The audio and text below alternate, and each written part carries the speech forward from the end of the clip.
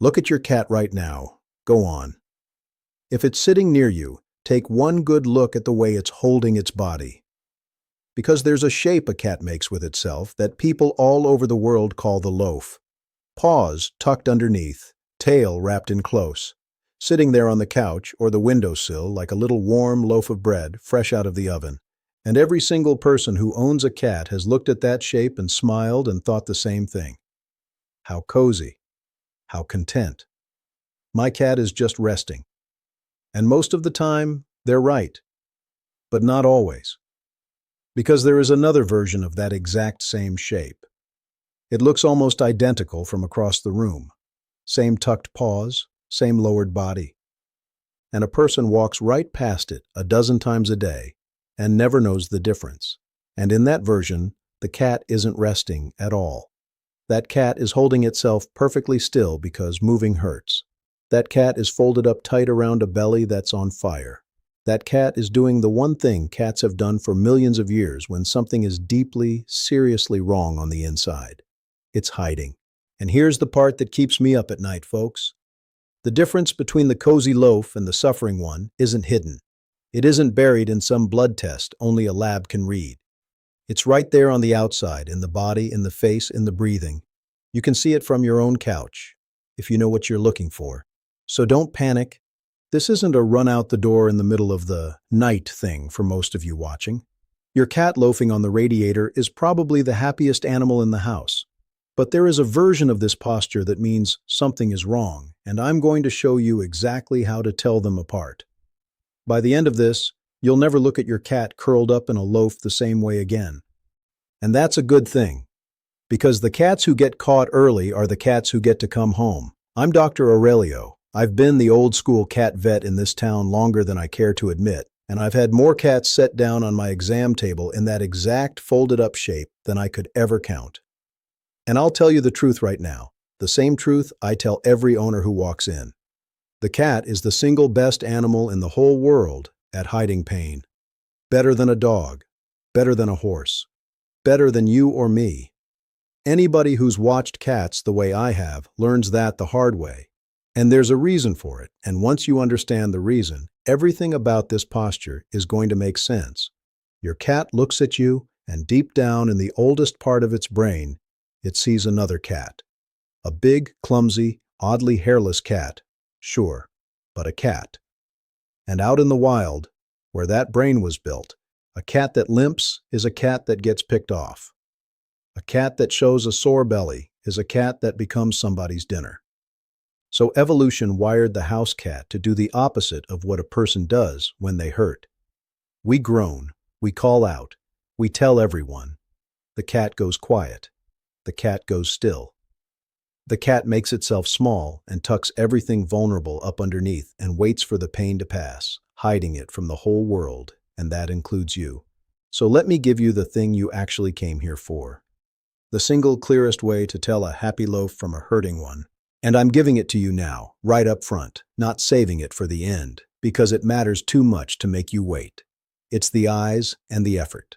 A relaxed cat in a loaf is loose. Its eyes are soft, half closed, blinking slow, sometimes fully shut. The face is smooth. If you walk over and talk to it, the ears swivel toward you, the eyes crack open. Maybe you get a slow blink or a little chirp. Poke a toy near it and it'll at least track it. That cat is doing the loaf because the loaf feels good. It's a choice. A cat that's hurting in that same shape is tight. The eyes aren't soft, they're squinted. Narrowed down to slits, but not the sleepy kind. It's a strained squint, a bracing squint, the exact face a person makes when they've got a cramp and they're waiting for it to pass. The face looks tense, almost frowning, sometimes with the whiskers pulled forward or pinched back. And here's the big one. When you come over, when you talk to it, when you offer the treat it would normally trip over itself for, it barely reacts. It doesn't uncurl, it doesn't get up. It holds the shape, because holding the shape is the only thing keeping the pain manageable. That's not a cat choosing to rest. That's a cat that can't afford to move. Let me make that even more concrete, because I want you to be able to test it tonight. Go sit near your cat and just say its name. Soft, friendly, the way you always do. A resting cat, even a deeply sleepy one, gives you something back. An ear turns, an eye cracks, the tail tip twitches once. It registers you, because on some level it's still relaxed enough to be interested in the world. Now do the same thing to a cat that's guarding pain. You'll get a whole lot of nothing. It hears you fine. The hearing is the last thing to go, but it doesn't spend the energy to answer, because every ounce of that cat is busy holding still. That gap, that little dead space where a response should be and isn't, is one of the most reliable things I know. A comfortable cat is lazy but connected. A herding cat is present but withdrawn. Learn the difference between those two kinds of quiet, and you'll catch more than most of the owners who walk through my door. And watch the face while you do it. I keep coming back to the face because it lies the least. A content cat has a smooth, open, almost dopey expression, the muscles around the eyes and the mouth all soft and slack. A cat in pain has a face under load. The eyes squint tighter than sleep would make them. There's often a little tension around the muzzle, a flattening or a pinch. Some cats hold their head lower than normal, hanging it just slightly, chin dropping toward the floor. None of it is loud. None of it screams. But once you've seen the difference a few times, it's like a light switch. You can't unsee it. The comfortable face is a face at rest. The painful face is a face at work. Loose and responsive is a loaf. Tight and checked out is a warning. That's the whole thing. Everything else I'm about to tell you just makes that clearer. Now let me stack the rest of the signs on top of that. Because when 2 or 3 of them show up together, that's when you stop guessing and start paying real attention. The first one is the breathing. This is one almost nobody watches, and it's one of the loudest. A resting cat breathes gently. Slow, smooth, you can barely see the sides moving. A cat that's hunched up around pain often breathes a little faster and a little shallower than normal, even while it's just sitting there doing nothing. Not gasping, nothing dramatic, just quicker than it should be for a cat that isn't doing a thing.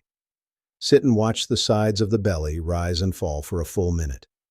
Don't count anything fancy. Don't get out a stopwatch and start doing math. Just get a feel for the rhythm. Is it slow and easy, a gentle tide coming in and going out? Or is it quick and businesslike, a cat working at something? If your cat is resting and those sides are moving fast, like it just ran up the stairs when it hasn't moved in an hour, file that away. And here's a version of it that's even more telling. Watch the shoulders and the little muscles behind the front legs. A relaxed cat breathes almost entirely with the belly, smooth and effortless. A cat that's struggling starts recruiting the rest of its body into the job. You'll see a little heave in the shoulders, a little extra push with each breath, effort where there shouldn't be any. That's the body telling you it's having to try to do the one thing that's supposed to be automatic. Pain speeds up the breath. So does a body that's fighting something on the inside. Both of those things belong in front of a vet, not on your couch. The second sign is the tuck itself, and this one is subtle, so lean in. A comfortable cat tucks its paws under out of coziness, loosely, the way you'd fold your arms while watching TV. A cat guarding its belly tucks tight, and it does it low. The whole body is pressed down and forward, the chest almost on the ground, the shoulders hunched up higher than the back. Vets have a word for that particular hunch. We call it a guarded posture, and the reason is exactly what it sounds like. The cat is curling its body around the part that hurts to protect it and to take the pressure off it. A belly in pain doesn't want to be stretched out flat. It wants to be folded up small. So a normal loaf sits up a little proud and rounded. A painful one sinks down and hunches forward like it's bracing against a wind you can't feel. And the third sign, the one that ties it all together, is what the cat is doing with the rest of its life. Because a cat doesn't hurt in a vacuum. A cat that's holding a painful loaf in the corner is usually a cat that's also stopped doing its normal things. It didn't greet you at the door. It's not in its usual sunny spot. It's off somewhere quiet and out of the way. The food in the bowl from this morning is still sitting there. It's not grooming, so the coat starts to look a little rough and unkempt. Pay attention to the location, too. A content cat loafs where the good stuff is, in the sun, on your lap, on the warm laundry. A herding cat picks somewhere hidden, under the bed, behind the couch, in the back of the closet, low to the ground, tucked away where nothing can get to it. And keep an eye on the grooming, because it's a quiet tell that owners almost always miss until it's obvious. A healthy cat is fastidious, it grooms constantly, that coat stays sleek and clean and put together. A cat that hurts stops grooming, because grooming means twisting and reaching and moving the very parts that ache. So over a day or two, the coat starts to look flat, greasy, clumped, unkempt, especially down the back and along the sides where the cat can't reach without bending. When a normally tidy cat suddenly looks scruffy and it's sitting in that guarded loaf, those two things are pointing at the same thing. The posture plus the hiding spot, plus the untouched food, plus the rough, ungroomed coat. That combination is the cat telling you, as plainly as a cat ever will, that it does not feel right. So now let me tell you what's actually happening inside that folded-up body, because this is the part that changes how seriously you take it. When a cat holds that tight, guarded, hunched-up loaf for hours, the thing at the top of my worry list is the belly. Pain in the abdomen. And there's one condition in particular that puts more cats into that exact shape than almost anything else I see, and it's called pancreatitis. That's just inflammation of the pancreas, a little organ tucked deep in the belly. When it flares up, it hurts. A deep, grinding, constant kind of hurt, and the cat responds the only way it knows how. It folds up around it and goes still. And here's the cruel part, the part that makes this whole video worth making. In cats, pancreatitis is often almost silent. Dogs and people with a bad pancreas will be visibly, obviously miserable, throwing up, doubled over. A lot of cats just get quiet, just hunch up, just stop eating and sit in the loaf. And the owner thinks, he's having a lazy day, he's just resting. And the cat is quietly suffering the whole time. And I want you to really sit with why the folding happens, because it's not random and it's not the cat being lazy.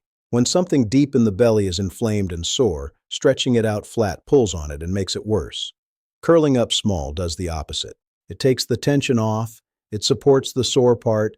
It's the same reason you pull your knees up to your chest when your stomach is cramping. So the hunch isn't just a mood. It's medicine, the only medicine the cat can give itself, a physical position that buys a little relief, which is exactly why the cat won't give it up, why it holds that shape hour after hour and won't uncurl for you or the treat or anything else. It's not ignoring you. It's holding on to the one thing making the pain bearable. It isn't only the pancreas either. That same guarded hunch can come from other kinds of belly pain, from trouble with the organs that filter and clean the blood, from problems with the gut, from a blockage, from all sorts of things going wrong deep inside where you can't see them. And there's a hard truth underneath all of it. In a cat, one still, hunched, painful posture can be the front door to a dozen serious problems, and the cat gives you the same quiet shape for nearly all of them. You don't get a different posture for pancreatitis, and a different one for the gut, and a different one for the organs. You get the loaf, every time, because the loaf is the cat's answer to pain in general, wherever it's coming from. That's not the cat being difficult, that's just the only language it's got. And that's precisely why you can't diagnose this from the couch, and shouldn't try to. All you have to do, all you're being asked to do, is notice that the loaf has gone wrong and get it into hands that can find out why. That's the thing I need you to walk away understanding. It's not that this posture always means disaster. It doesn't. Most loaves are happy loaves. It's that when the posture goes tight and guarded and it stays that way, it's the cat handing you a note in the only handwriting it has. And a cat will hold that note, uncomplaining, right up until it's very, very sick. The ones who wait for the cat to cry out are the ones who catch it too late. Because the cat is never going to cry out. That's the whole point of the loaf. Now let me talk to the person who's watching this getting a little scared, looking over at a cat that is, honestly, completely fine. Take a breath.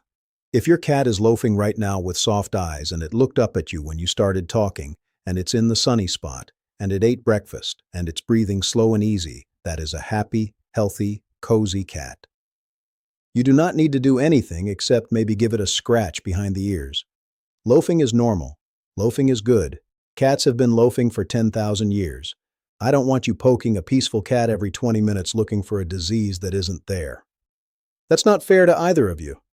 The real skill here isn't panic. It's knowing your own cat's normal so well that you notice the day it changes. You already know how your cat sits. You know its face. You know whether it comes when you shake the treat bag. So the question is never just, is my cat in a loaf? The question is my cat in a loaf that looks and acts wrong for my cat? Tight instead of loose, checked out instead of responsive, hidden instead of out in the open, breathing fast instead of slow, skipping food it would normally come running for. So when do you actually pick up the phone? Here's my honest line on it. If your cat holds a tight, guarded, hunched loaf, won't get up, and skips a meal or two, that's a call the vet today situation, not a wait and see for a weak one. A cat that stops eating and sits hunched is a cat that needs to be seen soon, because in cats, going without food does its own damage fast, on top of whatever started it. And if you ever see that hunched posture together with fast, hard, open-mouth breathing, or gums that have gone pale or bluish, or a cat that's collapsed and won't respond, that's not a today call, that's a right now emergency, get in the car. But for the plain, quiet, guarded loaf, the one that just isn't right, the one that came with the skipped meal and the hiding spot, you call your veterinarian and you get it looked at soon, while it's still early, while there's still a big head start to be had.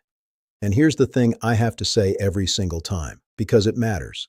Whatever ends up being wrong, whatever the vet finds in that belly, do not try to treat the pain yourself with something from your own medicine cabinet. The things that take the edge off pain for you and me can kill a cat, and it doesn't take much. There is no safe human painkiller you can just give a cat, full stop. If your cat is hurting, the only right move is to let a veterinarian decide what's safe for its weight and its body. Ask your veterinarian the right amount for your cat's weight and health. Never guess, never grab something off the shelf, because the cabinet that helps you is the cabinet that hurts them. So let me put a bow on all of this before I let you go. That little folded shape, the loaf, is one of the most beautiful and most misunderstood things a cat does. Most of the time, it's exactly what it looks like, a warm, safe, contented animal choosing to sit and be still near the people it loves. But every so often, that same shape is a cat holding itself together around a pain it will never once complain about, waiting, the way its ancestors waited, for a threat to pass, hiding its weakness from the whole world out of an instinct older than any house it's ever lived in. And you, the person who loves it, are the only one in that whole world who ever gets the chance to look at that quiet, tucked-up little shape and see the difference between resting and suffering, and lean in close, and notice the tight eyes and the fast breath and the untouched bowl, and pick up the phone in time. That's not being paranoid. That's being the kind of person a cat is lucky to have found. Do your best with what you've got. That's how the old-timers took care of their animals, watching close, knowing their creatures, catching the little change before it became a big one. And that's how it's still done, in every home that loves a cat. So go take one more look at yours. And tell me down in the comments, what does your cat's loaf look like? The loose, happy one, or the tight, worried one? I read every single one of them. Take care of that little cat of yours. It's counting on you to be the one who notices.